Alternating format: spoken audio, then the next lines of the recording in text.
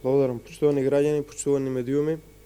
Најнапред би сакал да им честитам Рамазан Бајрам на сите припадници на муслиманска вероисповед. Нека денеска го поминат денот во мир и хармонија со своите семејства и нека продолжат така. Благодарам. Сега би сакал да продолжам со пресконференцијата. Почитувани, следниот пат, кога Димитар Ковачевски ќе прочита напишан текст во кој што го напаѓа проектот Скопје 2014 и ќе зборува за некаков си криминал, имајте предвид дека тоа е само лицемерие, бидејќи тоа го видовте и со видеото кое што го презентиравме вчера.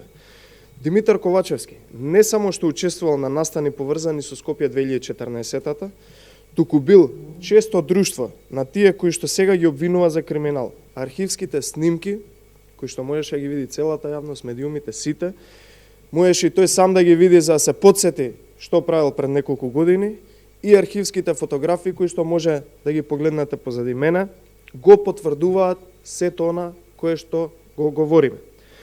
Видно задоволен, можеби најрадосен за отварањето на објектите од Скопје 2014, во првите редови секогаш, никогаш позади, Ковачевски уживал во друштвото на тогашните функционери, се смеел, аплодирал и уживал. Едноставно му одговарало да биде помеѓу нив. Човек при вакви видеа и слики да се помисли дали Ковачевски потоа со денови не си ја миел раката само за да го држи истото чувство откако се гледал со истите луѓе кои што сега ги нарекува криминалци. Објаснувањето на СДСМ дека тој е само директор на компанија во тоа време не држат затоа што имало и многу други директори, но никој како Ковачевски не бил толку често, толку непосредно и толку близко до функционерите на тогашната власт. Веројатно, затоа што друштвото му одговарало, а ова што денес го кажува е само хипокризија. Затоа велиме, овој човек нема никаков интегритет, овој човек нема никаков легитимитет. Чита што ќе му напишат и донесува одлуки како што ќе му кажат други. Ниту самиот одлучува што ќе говори и што ќе каже, ниту самиот одлучува што ќе прави и како ќе постапи во политиката. Тој е еден обичен пион, за жал. Па затоа еве уште еднаш го повикуваме господинот Ковачевски. Ајде, господине Ковачевски, охрабрете се, излезете на избори, проверете си го легитимитетот помеѓу народот и граѓаните, проверете си го интегритетот, па да видиме што мислат и што ќе кажат за вас.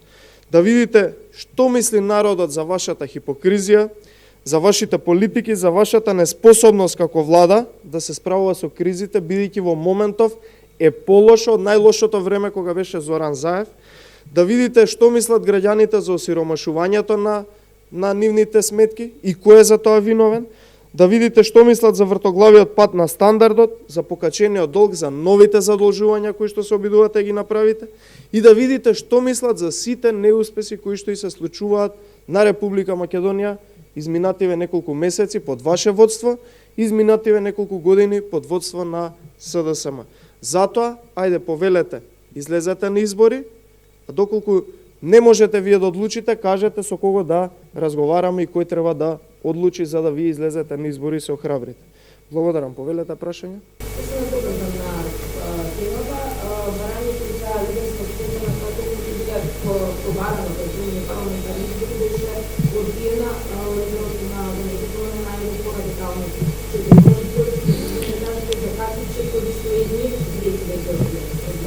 Да. На таа лидерска, на таа пресконференција кога беше побарана лидерска средба, исто така и беше предложено од страна на ВМРО ДПМН на експертски тимови кои што ќе помагаат и ќе работат од создадени од експерти во различни области во кои што тоне државата, во тој меѓупериод да може да се некако помине кризата, односно да се дојде до тие избори.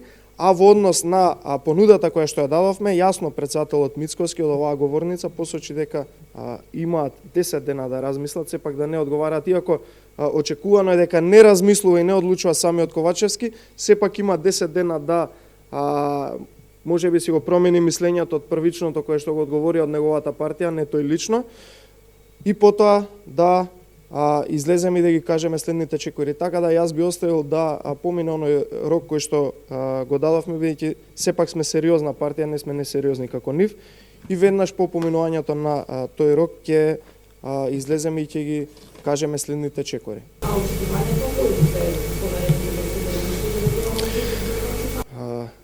Јас сакам моите очекувања да бидат да СДСМ и Димитар Ковачевски како председател на таа партија и на таа влада конечно се освестат, им стане јасно дека оваа држава, Република Македонија, тоне, дека граѓаниве буквално живеат во сиромаштија, дека немаат леп да јадат, секојдневно има буквално секакви трагични приказни кои што ги слушаме благодарение на неспособноста на оваа влада и барем малку, ако сето тоа го слуша, ако малку е разумен, ќе му биде јасно дека единствен излез од оваа криза се само предвремени избори и нормално друг да ја управува владата на Република Македонија. Зошто?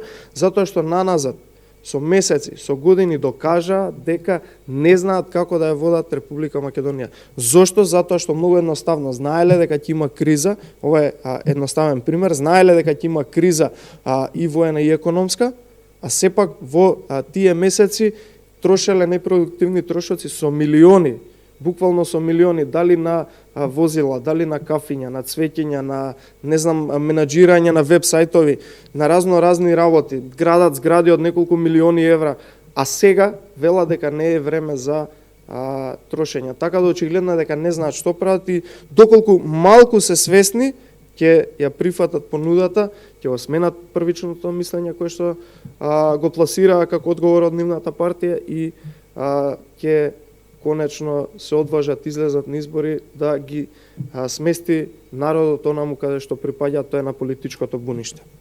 Благодарам.